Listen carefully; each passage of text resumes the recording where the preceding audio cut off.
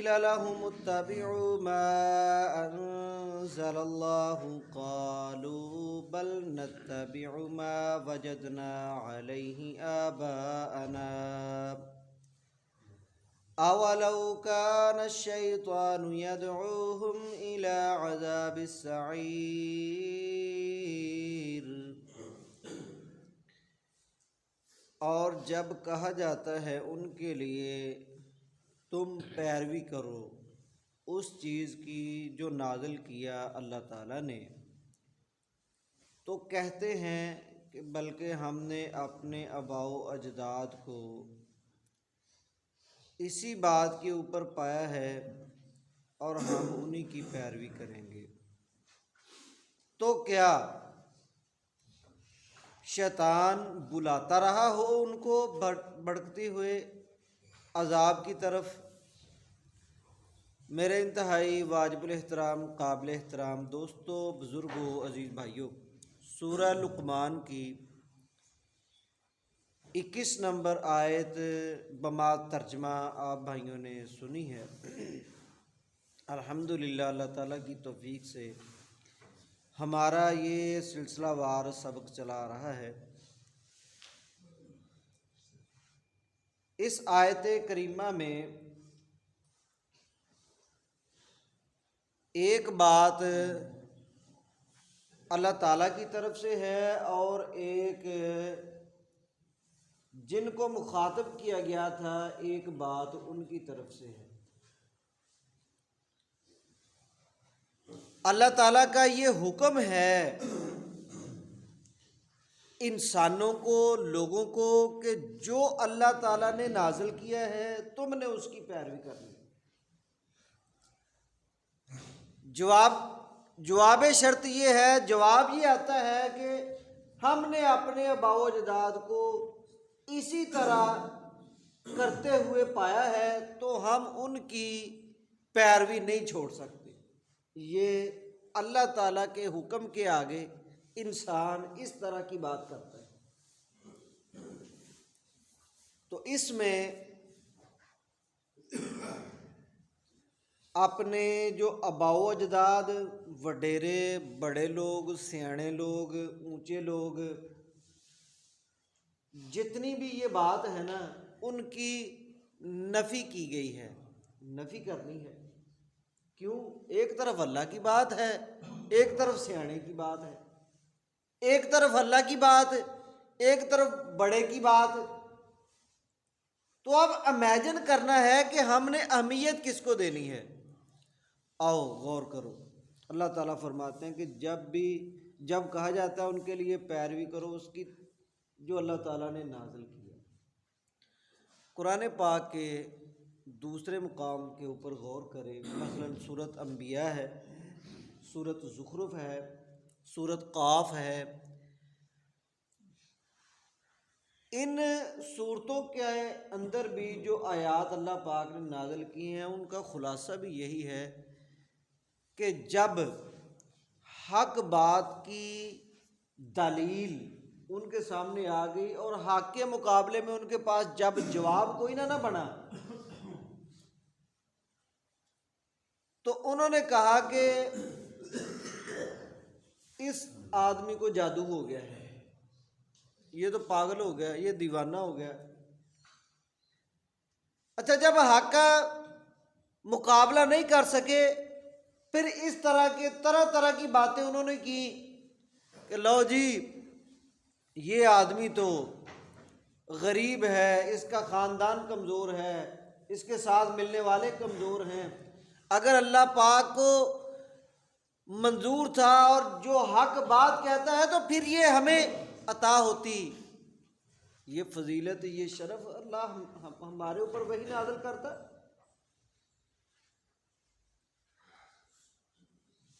تو وَإِذَا قِيلَ لَهُمُ اتَّبِعُوا مَا أَنزَلَ اللَّهُ قَالُوا بَلْ نَتَّبِعُ مَا وَجَدْنَا عَلَيْهِ آبَاءَنَا۔ یہاں تو اتنی بات کہہ دی نا کہ ہم نے اپنے آباء و اجداد کو اسی طرح کرتے ہوئے پایا، لیکن دوسرے مقامات کے اوپر بہت سے ان لوگوں نے جواب دیے ہیں اور جس طرح ہم جواب دے دیتے ہیں۔ آؤ ذرا غور کرو۔ جب ان کے سامنے قرآن پیش کیا جائے، پیغمبر علیہ الصلوۃ والسلام کا فرمان پیش کیا جائے۔ آج بھی لوگ بات کرتے ہیں، ہاں جی ٹھیک ہے قرآن کی بات سنت کی بات ہے، لیکن ہم اپنے امام کے مقلد ہیں۔ ایک بات ہو گئی، ٹھیک ہے قرآن و سنت کی بات، لیکن برادری میں ناک رکھنا ہے۔ ٹھیک ہے، سمجھ ہے مجھے بھی قرآن و سنت کی بات، لیکن خوشی کا موقع ہے۔ ہاں جی ٹھیک ہے آپ کی بات، لیکن ہوں غمی کا موقع، چوپی بہتر ہے، بولو ہی نہ، پتا سارا لیکن چپ کر جو، ہوں دسن دا ویلا ہی نہیں ہے۔ پیارے بھائیوں کہاں جائیں؟ کون سا موڑ آئے گا؟ وہ کون سا وقت آئے گا کہ جس وقت میں ہم قرآن اور سنت کی باتوں کے اوپر عمل کریں گے؟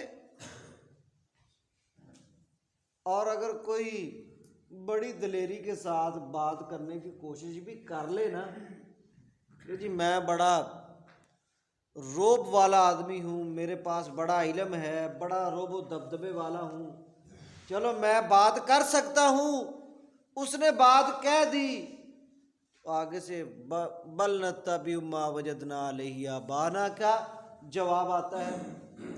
جی ساڈے وڈے بھی ادھر ہی کرتے گئے، ساڈے وڈے بھی اس طرح ہی کرتے گئے نے، تو لہذا اسی بھی۔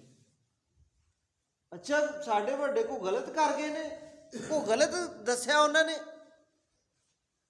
اللہ تعالیٰ فرماتے ہیں اولو کان الشیطان یدعوہم الی عذاب السعیر، اگر شیطان ان کو بھڑکتے ہوئے عذاب کی طرف بلاتا رہا ہو تو کیا تم بھی اسی عذاب کی طرف چلے جاؤ گے؟ کچھ سوچو، کو غور کرو، فکر کرو۔ اگر یہی بات کرنی ہے، اگر یہی بات کرنی ہے تو ذرا اتنا سوچو کہ انہوں نے تو ہمارے جیسے اتنے پاؤں بھی نہیں پھیلائے ہوئے تھے کاروبار کے لیے، بس ان کا توکل اللہ کے اوپر تھا، ہم کتنا بھاگ دوڑ رہے ہیں۔ ان کو تو اتنی سہولتیں بھی میسر نہیں تھیں جو ہمیں ہیں۔ یہ بھی چھوڑ دو پھر، اگر اپنے آباء و اجداد کی بات کو ہی ماننا ہے، سہولتیں چھوڑو۔ اس وقت یہ لائٹ نہیں ہوتی تھی، وہ اندھیرے میں گزارا کرتے تھے، اندھیرے میں گزارا کرو۔ اسی لائٹ کی بنیاد پہ کتنی ایسی چیزیں ہیں کہ جو انسان کی ضرورت بنی ہے، جب سے اس سے پہلے جو بڑے بڑے بادشاہ گزرے ہیں ان کے مقدر کے اندر بھی یہ اتنی بڑی بڑی نعمتیں نہیں تھیں۔ اولو کان الشیطان یدعوہم الی عذاب السعیر، اگر شیطان ان کو بھڑکتی ہوئی آگ کی طرف بلاتا رہا ہو تو کیا تم بھی جہنم کے اندر جاؤ گے؟ تو قرآن کا مقصود یہ ہے کہ جو سمجھ جائے قرآن کو، پھر اس کو اپنے پیچھے والے جو ہے نا ان کی بات نہیں کرنی چاہیے، پھر یہ ہو قرآن پیغمبر علیہ السلام کا فرمان۔ تیسری بات یہ ہے کہ اس میں یہ بھی بات نہیں آتی کہ جب بندہ کسی کو سمجھائے نا کہ بھائی جی یہ بات مان لو، اچھا جی تسی جو آگے جی وڈے تے تواڈے تو جڑا وہ وڈا ہے وہ بھی تو اس طرح ہی کرن دیا وا، کیوں جی ایسے بات ہوتی ہے نا؟ تسی سمجھاؤ دے جی پہلو وڈے جڑا میرے تو وڈا انہوں تو سمجھا لو، بھئی بات یہ نہیں ہونی چاہیے، میری یا تیری بات نہیں، اس کی بات نہیں، بات یہ ہونی چاہیے کہ قرآن و سنت کی بات آ گئی بس میں ماننے کے لیے تیار ہوں، بے شک کوئی بڑا ہو چھوٹا، ہم نے کون سا ان کا کلمہ پڑھا ہے، ہم نے کلمہ تو محمد رسول اللہ کا پڑھا ہے صلی اللہ علیہ وسلم۔ جب ان کا کلمہ پڑھا ہے تو حق یہ بنتا ہے کہ ہم ان کی بات، ہم یہاں پر آ کے بھی نا کھسکنے کی کوشش کرتے ہیں، جی دیکھو جی وہ فلاں عالم جو ہے، وہ فلاں مولوی جو ہے، وہ بھی تو کون سا ایسے کرتا ہے، تو اگر ہم بھی نہ کریں گے تو کیا ہوگا؟ یا فلاں بزرگ ہے، فلاں بڑا ہے، اس کے پاس بھی نالج ہے، وہ نہیں کرتا، آپ ہمیں سمجھانے کے لیے آگے نہیں۔ خدا را اللہ کے لیے ہم ان باتوں کو چھوڑ دیں، جب بھی قرآن و سنت کی بات آئے اس کو تہہ دل سے دل کے ساتھ لگاتے ہوئے اللہ تعالیٰ کا شکریہ ادا کریں کہ یا اللہ تو نے مجھے توفیق دی، موقع دیا، یا اللہ میں ایک گناہ گار سا بندہ یا اللہ تیرے سامنے عاجز آ کے تیرے سامنے جھک گیا۔ اللہ پاک سمجھنے کی، عمل کرنے کی توفیق عطا فرمائے۔ سبحانک اللہم و بحمدک، اشہد ان لا الہ الا انت